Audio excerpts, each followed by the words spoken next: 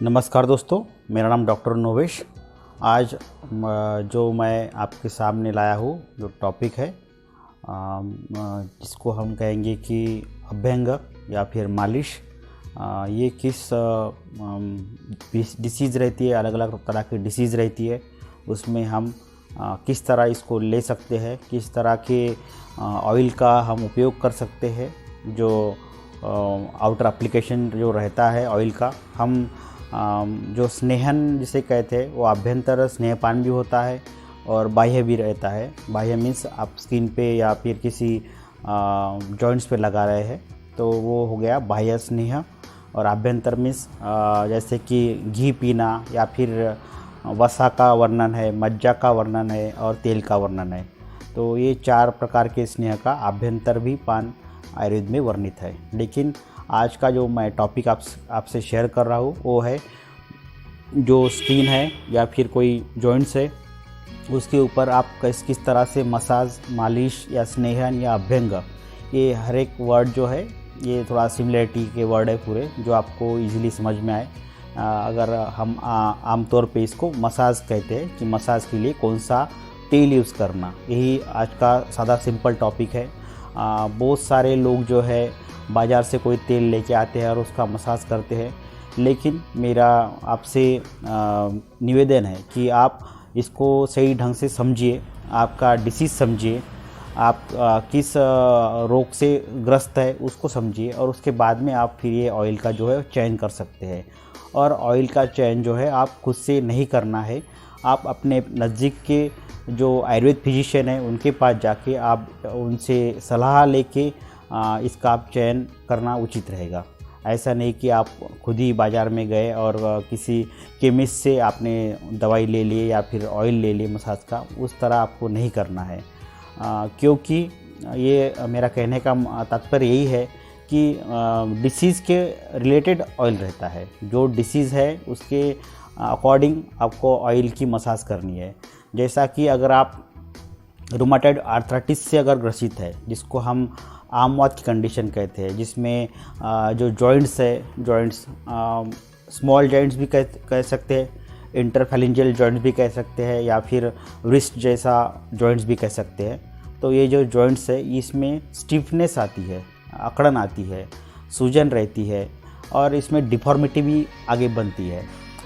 इसमें सॉन नेक डिफॉर्मिटीज़ रहती है या फिर परमानेंट इसका जो स्टिफनेस है वो बना रहता है। तो इस तरह की अलग अलग डिफॉर्मिटीज़ इस डिसीज़ में वर्णित है।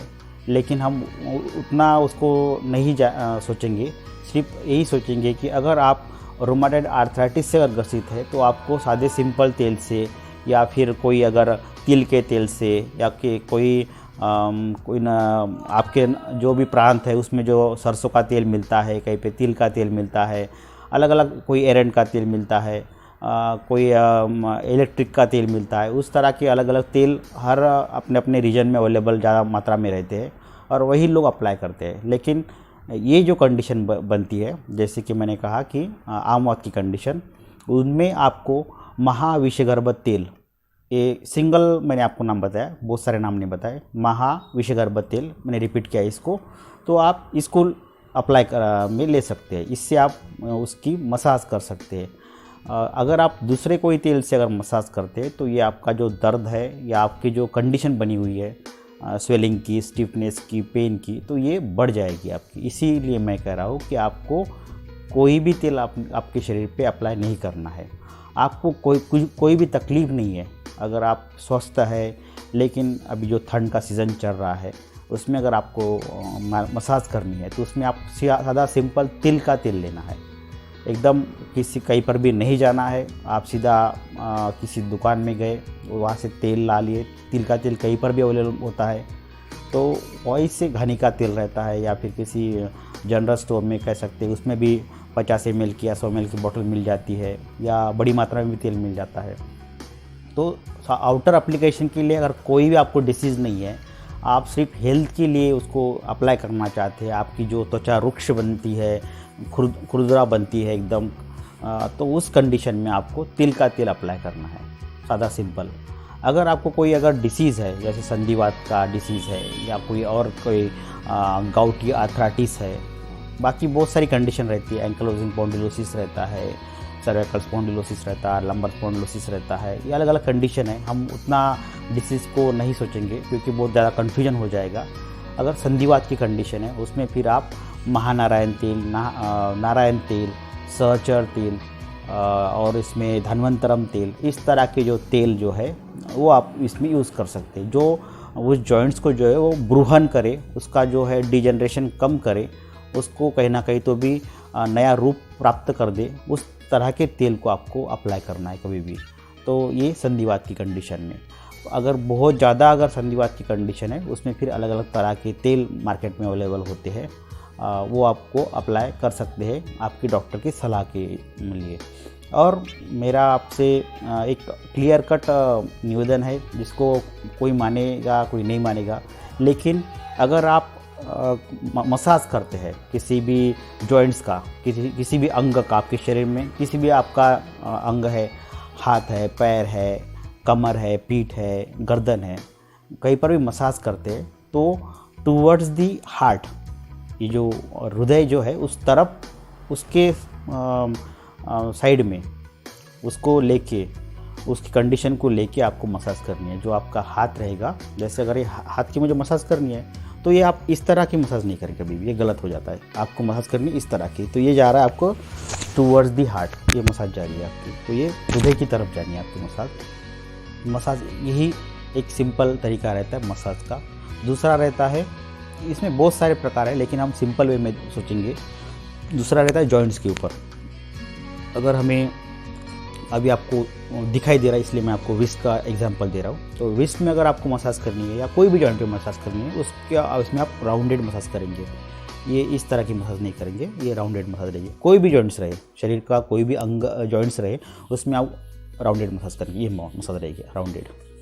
और क्लॉकवाइज करेंगे, मैक्सिमम जो रहता है क्लॉकवाइज करेंगे, क्लॉकवाइज मसाज और फिर राउंडेड, इस तरह की मसाज आपकी जॉइंट्स पे रहेगी। तो आप कभी भी कोई भी तेल अप्लाई अपने शरीर पे ना करना है, आपकी सलाह, डॉक्टर की सलाह में ही आपको मसाज करनी है। और मसाज के बाद में आपको सेक ज़रूर करवाना है।